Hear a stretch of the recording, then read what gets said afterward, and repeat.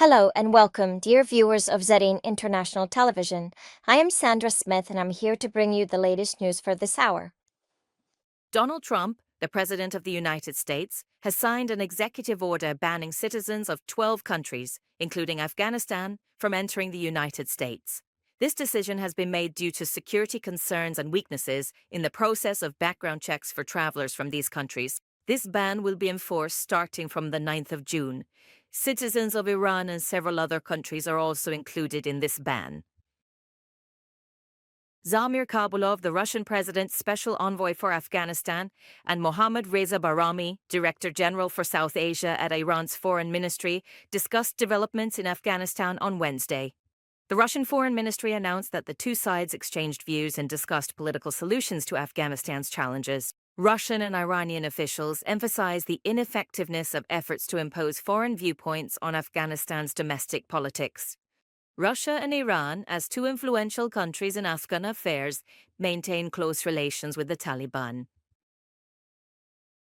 Meanwhile, the Chinese government welcomed the elevation of the Taliban's diplomatic relations with Pakistan from chargé d'affaires to ambassador. Lin Jian, spokesperson for China's foreign ministry, said on Wednesday that China is ready to play a constructive role in improving and developing bilateral relations. These remarks come as Beijing recently hosted a joint meeting of the foreign ministers of the Taliban and Pakistan. China has acted as a mediator between the Taliban and Pakistan. The Chinese ambassador in Kabul announced that Chinese projects in Afghanistan play a vital role in the country's economic growth.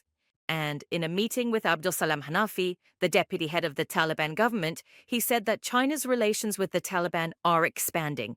Meanwhile, many of China's projects in Afghanistan, including the Mes-Aynak projects, have not reached the implementation and operational stages for years. The Taliban have arrested a resident of Pule Khumri on charges of collaborating with the resistance front. Local sources have reported that on Sunday, Taliban intelligence forces raided the home of a resident in the Andara area of Baghlan province and arrested him on charges of assisting the National Resistance Front.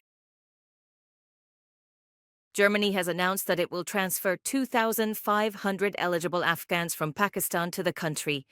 The German foreign minister said in the country's parliament on Wednesday that the government remains committed to its previous pledge to evacuate Afghans at risk.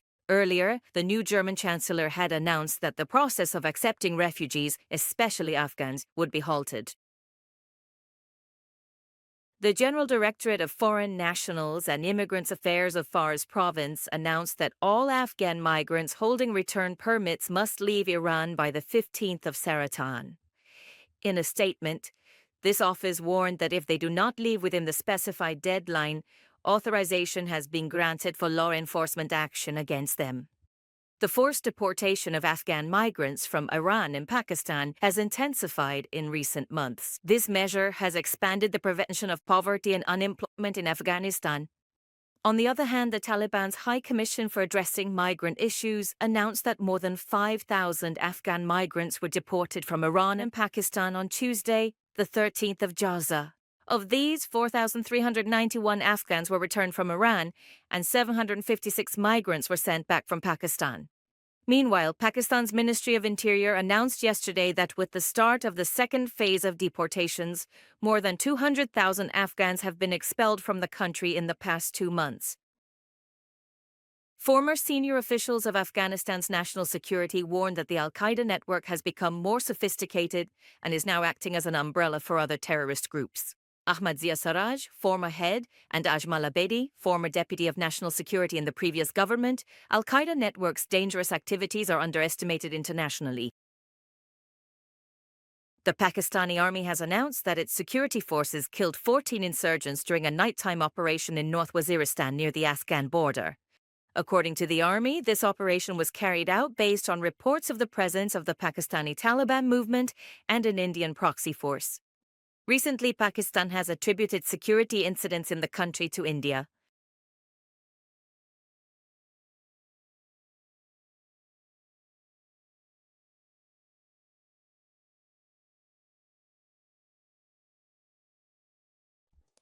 Thank you, dear viewers, for your continued support. You can watch Zarin TV on Afghan Provcast, Jlwiz, Zarin TV app, and our social media platforms. Until next time, may you be held in the peace and mercy of the divine. Take care, and may blessings always follow your path.